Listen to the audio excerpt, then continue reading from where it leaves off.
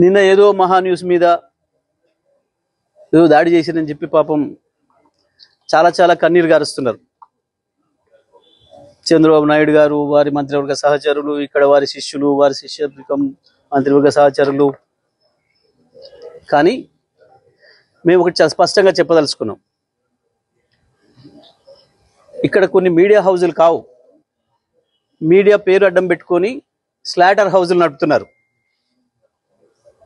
Slaughter హౌజులు నడుపుతున్నారు. ఇవి media హౌజులు కావు, స్లాటర్ హౌజులు. కొన్ని 2-3 స్లాటర్ హౌజులు ఉన్నాయి. కేసీఆర్ని ఎట్లా చంపాలి, కేటీఆర్ని ఎట్లా చంపాలి వ్యక్తిత్వాన్ని అని చెప్పి అదే పనిగా దాడులు చేస్తున్నారు. నిజమే, మీ చేతుల్లో ఆయుధాలతో మీరు దాడి చేద్దామని అనుకుంటే లక్షలాది మంది కేసీఆర్ అభిమానులు చూస్తూ కూర్చోరు. వాళ్ళ చేతుల్లో ఉన్న ఆయుధాలకు వాళ్ళు కూడా పని చెప్తారు. నిన్న జరిగింది దాడి కాదు, నిరసన మాత్రమే. నేను దాడి మొదలు పెడితే అట్లా ఉండదు. కానీ మొదలు పెట్టమని మాత్రం అనుకోకండిగా, మొదలు పెట్టమని అనుకోకండిగా. మా సహనానికి కూడా పరీక్ష అయిపోయింది. నోటికొచ్చిన పద్ధతుల్లో మీకు ఇష్టం వచ్చిన బూతులు మాట్లాడుతూ మేము మీడియా అని చెప్పి మేము రాస్తామని మాట్లాడితే ఎవడుకుంటాడరా, ఎందుకుంటాడరా? ఇప్పటికైనా నేను చెప్తున్నా, మహా న్యూస్ యాజమాన్యం వెంటనే కేసీఆర్కు కేటీఆర్కు క్షమాపణలు చెప్పాలి, చెంపలేసుకోవాలి. లేదంటే ఎవడిని వదిలిపెట్టాం. మీడియా ముసుగులో దాచుకుందాం అనుకుంటున్నారేమో, లేదా చంద్రబాబు రేవంత్ రెడ్డి కాపాడతారనుకుంటున్నారేమో. ఎక్కడ ఉన్నా, ఎక్కడ దాచుకున్నా బిన్ లాడెన్ వెతికినట్టు వెతికి పట్టుకొని మీ పని చేస్తాం. ఒక్కడిని కూడా వదిలిపెట్టాం. ఒక పథకం ప్రకారమే ఈ దుర్మార్గానికి పూనుకుంటున్నారు. గత సంవత్సరాల కాలంగా ఓపిక పడతా ఉన్నాం. ఈ వంక పెట్టి ఆ వంక పెట్టి ఓ స్లాటర్ హౌస్లను పెట్టుకొని ఇక్కడ డ్రామాలు ఆడుతున్నారు. ఎవరి గురించి మాట్లాడుతున్నారు? తన ప్రాణాన్ని అడ్డం పెట్టి తెలంగాణ సాధించిన కేసీఆర్ గురించి మాట్లాడతారా మీరు? ఏమనుకుంటున్నారు? మీ బల్పులేంది, మీ అహంకారాలేంది? కేవలం ఇది తెలంగాణని ఆంధ్ర నుంచి విడదీసిండు అన్న కక్షతోని సంవత్సరాల కాలంగా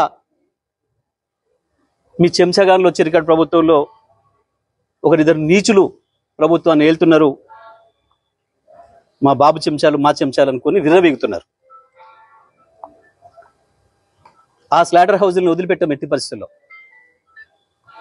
నేను మళ్ళీ చెప్తున్నా, నిన్న జరిగింది దాడి కాదు, నిరసన మాత్రమే. దాడి మాది ఇంకో తీరుగా ఉంటుంది. నిజమే, కేసీఆర్కు క్షమాగుణం ఎక్కువ. 25 ఏళ్ళుగా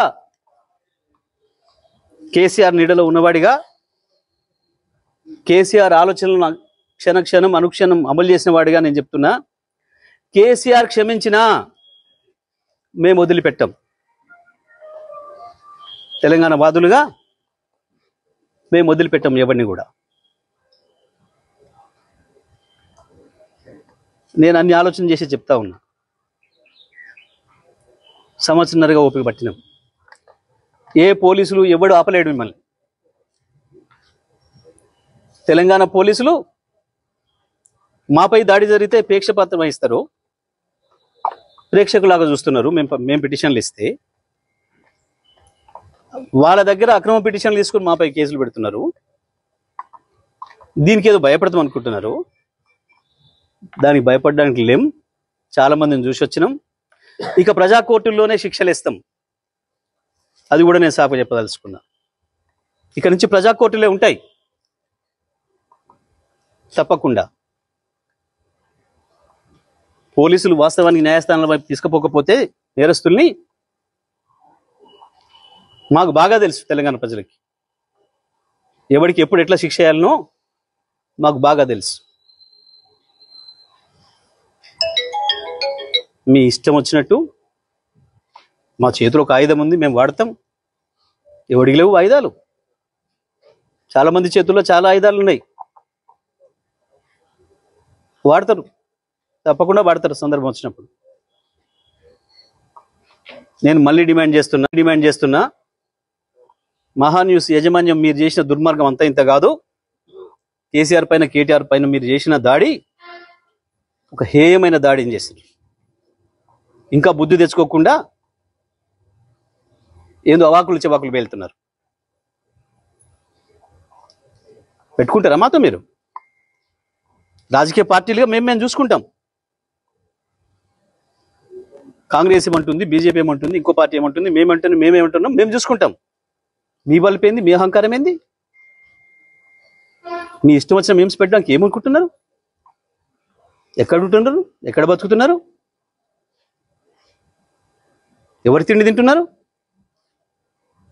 మీకు మీ మనవాళ్ళు ఏమనుకుంటే ఇతరులు ఉన్నది మనుషులే కదా.